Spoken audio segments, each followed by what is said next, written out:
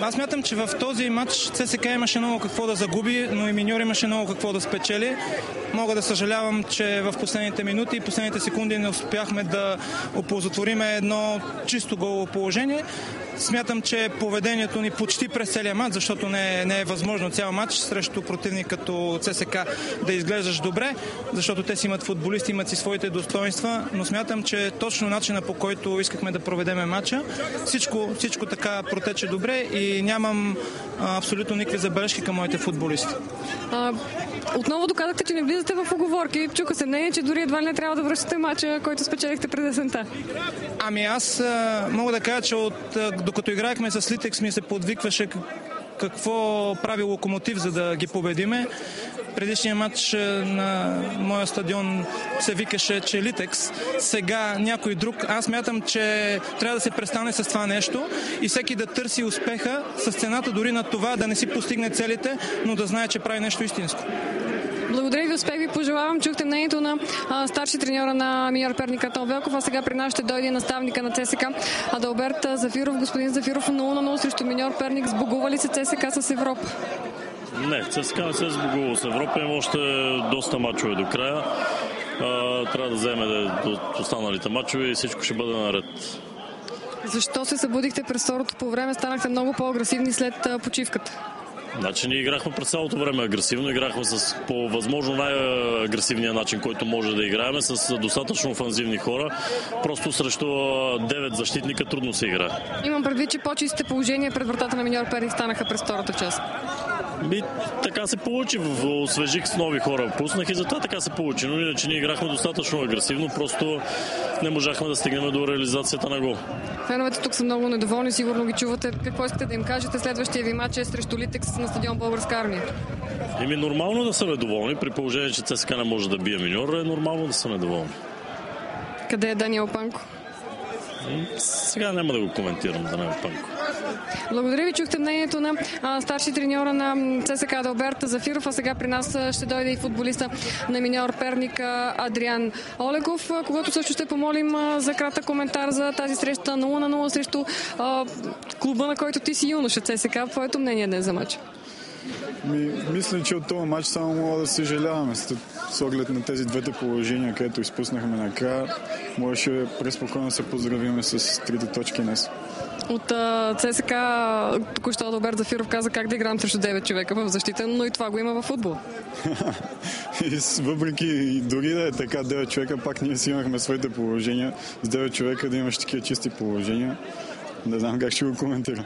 Малко по-различен ли беше този матч за теб, имайки преди, че се изправи срещу клуба, на който ти си юноша ЦСКА? Да, по-специален. Няма как. Толкова години съм прекарал там. Има някаква тръпка срещу тях. Липсваше ли ви Дани Златков в днешния матч? Да, няма как да не липсва. Всеки, който излезне от отбора, не липсва. Но мисля, че се справихме добре и с Цветков и с колегите. Как приемаш думите на вашия треньор през седмицата Антон Велков, че ти и Дани Златков сте най-добрите футболисти на този пост, едни от най-добрите футболисти на този пост в България? Щом треньора ми го казва, няма как да не ме ласкае.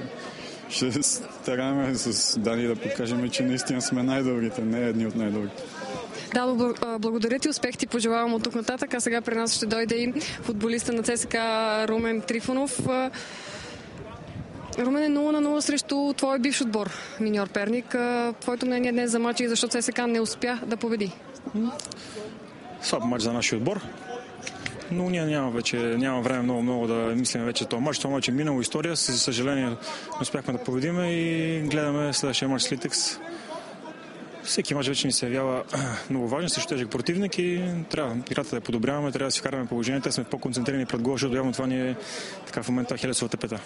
Според вашия наставник Адалберт Зафиров, от началото на матча сте играли агресивно. Според мен второто по време се посъбудихте и по-чистите положения станаха през втората част. Защо така проспахте, мога да кажа, първото по време?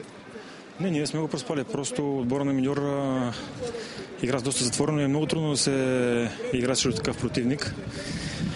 и не сумяхме да пробиеме техния защитен вал, който беше построен от 5 човека в линия.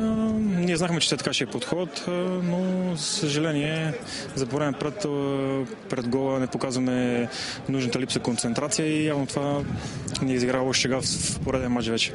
Сбогува ли се ЦСКА с Европа с този хикс? Не, глупости. Има още много мачове до края. Всички отбори им предстоят тежки мачове, както и на нас, така че едва след 16 май ще е ясно кой къде ще бъде.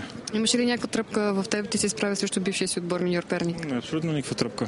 Какво значи бивши отбор? Също който отбор да игра, се излизаме по един същия начин и се вземе същата нагласа за победа, така че това не ме интересува също кой играем. Много недоволство страна. Феновете сигурно ги чуваш, няма как да е. Иначе пореден мач, в който ЦСКА не успява да победи. Можеш да им кажеш нещо в момента? Нормално да има недоволство. Какво да кажа? Аз вече всеки мач си ми извинявам. То ми стана вече клише да се извинявам на феновете. То е срамно вече.